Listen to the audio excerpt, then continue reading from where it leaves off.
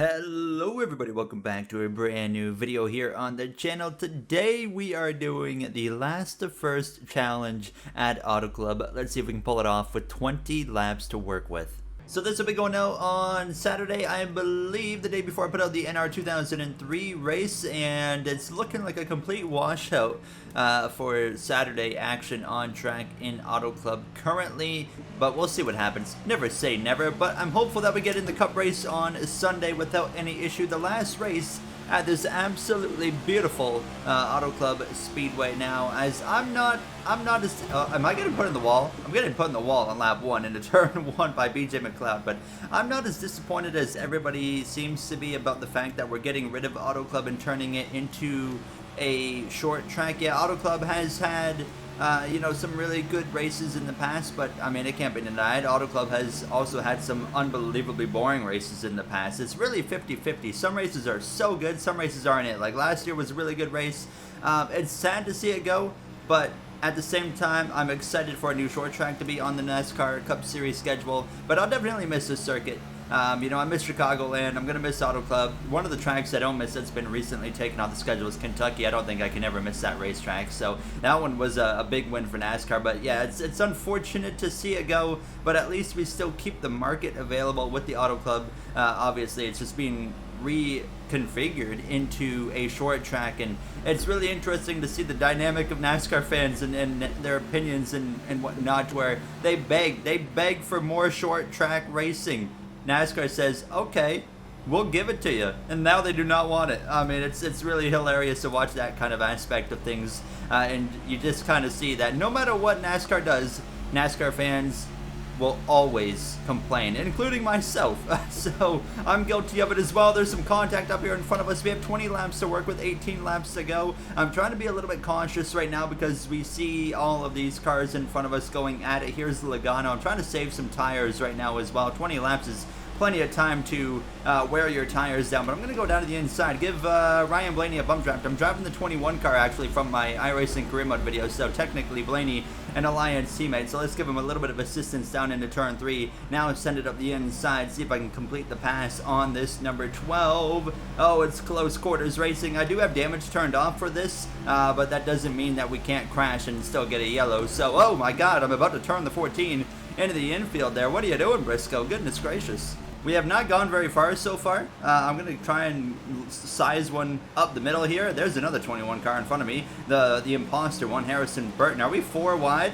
Are we 4 wide? No, we're 3 wide. 3 wide middle right now. I'm trying to slice it through, and thank you very much, gentlemen. Todd Gilliland, who is, of course, being robbed of a full-time Cup Series ride this season right there in the 38 car now as we head through 3. That 38 car really does look good, by the way. I'm running a collection made by Davis Warren, actually, the one who does all of our iRacing collections in the career mode, so big shout out as usual to Davis. But I'm using his, it's actually the Daytona 500 collection, because there's not a collection currently available for Auto Club that I could find, so nonetheless it's still pretty accurate, obviously, as I did remove a few names like Jimmy Johnson, Travis Pastrana, Austin Hill, all those guys now, as we are continuing to move our way forward here. And I don't know, do we have enough time? 16 laps to go from like 25th to the front? I don't really know, but it's called the last to first challenge for a reason. AJ Allmendinger there on the outside. I'm very curious to see how he's going to do this weekend there. Ty Gibbs as well. How's Ty Gibbs going to do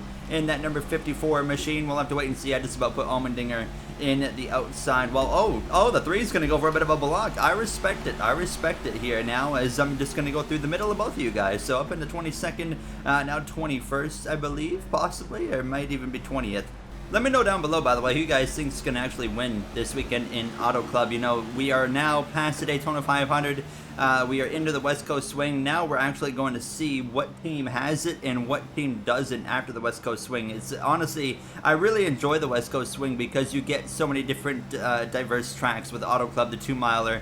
Then you go to Vegas, a 1.5 miles. Then you go to Phoenix, which is a quote-unquote a short track, but not in my eyes, but close enough to kind of make a judgment on what team's actually going to be good everywhere versus what teams are struggling and obviously have some work to do. Now, my predictions, let me know down below in the comments what you guys think. I think you're going to see probably Hendrick Motorsports as usual looking pretty strong. I think we're going to come out of this West Coast swing with Kyle Larson winning one race, possibly. I think as well, I think a Joe Gibbs driver is going to win, maybe Denny Hamlin. And then as well, on top of that, I think you might see maybe a bit of a surprise winner, quote unquote, there. Maybe like an RFK car, like a Chris Buescher or something. So that's my 3 predictions for the West Coast swing. I'm not really sure what track is going to be which. Larson, of course, is really good at Auto Club. He's always been really good there. He's got multiple 3 wins now, I think, at Auto Club. So he's definitely going to be a threat, but they're going to have to watch out for me on this track. I'm up to 15th, and we're not even halfway through this race. This first challenge, looking pretty good. One major issue, of course, with Auto Club when it comes to the weather scenario that we are presented with this weekend is not even the rain itself, it's the weepers that run down the track that we have to actually pay attention to. That's what's really going to prolong the delays this weekend. Now is you'll think the track is dry, we're ready to go. Yeah, it might be the case, but there's going to be weepers running down the track that they're really struggling with, and it's all about getting those dried before we can actually go racing. And obviously Auto Club is not one of the ovals that we have wet tires available at for this season in the Cup Series, so I don't know, I think it's going to be a long weekend. Hopefully Sunday it just doesn't rain. That would be the preferred idea.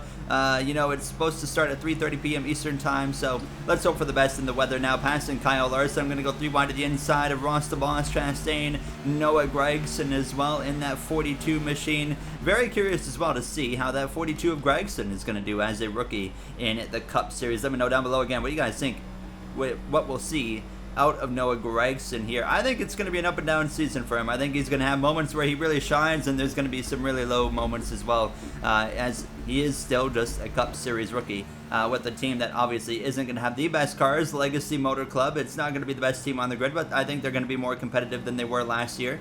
Daniel Suarez there on the inside, who kind of maybe is the #1 driver that Kyle Busch dislikes currently in the Cup Series. Now Suarez didn't make it an easy week on Kyle Busch, obviously wrecking him in the duel and then spinning out, blowing a tire out of turn 4 late in the 500 while Kyle Busch was in prime position to get his first 500 victory. Very unfortunate there. As a Suarez fan myself, we just keep our head low and act like nothing happened. So as we now move up as well into the top 10 here in Auto Club, Kevin Harvick there just in front of us. Hamlin, Buescher, Keselowski, Almirola, Byron, currently the top 5. I think we can get there. I'm not really pushing the car too hard, so I think we're going to have plenty of tire to work with. Harvick is our next objective. I gotta say, this is really a great track to do a last and first challenge because there's just so much room to work with on the track. You know, we go to a short track, it's going to be way harder because, well, you have to basically shove your way through the field there. Passing the 4, though, of Harvick. Now, next up, Christopher Bell for 8th place. So 8 laps to go. The gap currently 4.1 seconds when we cross the line. So as of right now, we need to do an average of, what, half a second per lap out of that lead, and I think we can do that. We've done a really good job saving our tires, so I haven't really had to push whatsoever. I think we're going to get there. 7 laps to go, and look at that. We didn't only gain half a second, we gained a full second. Now you can see they are battling up in front of us, so that is going to make it a little bit easier on me, but we just gained a ton of time. I'm still not even pushing the car yet because I'm just going to, if I can save my way up there, then that will be absolutely perfect, and then we can push right at the end and we'll have tires to use. We're only going to have 6 laps to go at the line, but if they keep on battling up there like that, it's going to be fantastic for us. Hamlin's going at it, Buescher's going at it, Byron's up there, Almirola, they're all going at it up there. I can see them going all over the place. Now 3.1 to 2.3, so 0.8 of a second that lap, and here's Christopher Bell in front of us, and look at that number 20. Talk about it. You want to talk about a downgrade of a paint scheme, by the way, you know, from last year. Look at that thing. I mean, it's hard to see. Oh my goodness. Okay, that got close, but that thing is hideous compared to what they had last year. Now is, man, what? I love changing paint schemes every year, but when you got a really banger paint scheme, you don't need to change it. I mean, and here they are. They're like, let's change it to a downgrade. Now 5 to go, 2.3 seconds. Now it is 1.6. It is game on. We are about to be in the tussle. Hamlin's fading down the order. It's Buescher and Almirola, and then who is that? Is that Keselowski in 3rd? Now, no, that's Byron in the Raptor car, actually. It's up into 3rd place. Oh, it's getting close up there between Keselowski and his former car and the number 2 with Austin Cindric now behind the wheel as we head down towards turn 3. Don't mind if I just get myself involved in this. I am very, very interested to go after it with these guys. That Hamlin car as well. I'm hopeful that that's the end of that FedEx paint scheme, but I don't think it looks terrible. But remember when I just said about a downgrade? I mean, that's a downgrade compared to what it was last year. Now, side by side with this 11 down into turn 1, 4 laps of racing to go. Truex there just in front of us as Hamlin and myself. Oh, okay, we're 3 wide with him and Austin Cindric. We're going to get the run out of turn 2 and should be able to clear the 11 at least. Yes, we will. Easy pass right there. We'll get to the back of Truex and maybe just kind of stay tucked in. I can't even get alongside him if I wanted to. So we're going to stay right here into turn 3. Oh, running into the back of him. Actually, not necessarily what I was trying to do here as we see everybody running the same lane. Opens the door right there, though. Up into now, what, 5th place, I believe we just went. And here we are all over the back of Brad Keselowski. We should be able to win this just because of how many tires or how much tires we saved in these first and opening laps. So I just walled the 6 of Keselowski. I just destroyed the daylights out of his right side of the car, but we've got 3 laps. Let's run away from him. All right, here we go. 2 laps to go. I have that slipstream from the 24 of William Byron and that Raptor machine sucking up big time to the back of him. We don't need to see the timing anymore. We are obviously here. I'm going to try and make it a bit of a challenge, though. Go to the outside here. I want to see drivers ripping the top if possible this weekend. The car is starting to tighten up just a tad bit, but you can see if you can get to the outside of someone, you're fine. I nearly knocked the wall down right there, though. But here we go, up to 3rd place with a lap and a half remaining. Busher, Almirola, caution! No! No, the caution is out. We can't have overtime in iRacing AI. We just got robbed. We just got absolutely robbed of a last to first challenge win right there. Who crashed? We're on lap 19. How do you guys crash? We're spread out. It is what it is. I don't know who crashed. I can't see anything on the relatives, so we're going to cross the line and accept that we got 3rd when we should have. I should have just got going quicker, apparently. I should have actually used up some tires right there. P3. And the last first challenge, it is what it is. Let's go see, though, who brought out the caution. I found it. We got teammate beef. It's Kyle Busch coming together with Bubba Wallace and then cleaning out his teammate of Austin Dillon. There's our yellow. Teammate beef. I just had the worst voice crack of my life. Here's another look right here. Look at this. Oh, that's all on Kyle. He turns right into the side of Bubba, and then, well, you see the what happens after that, and that ends our chances of winning a lap early.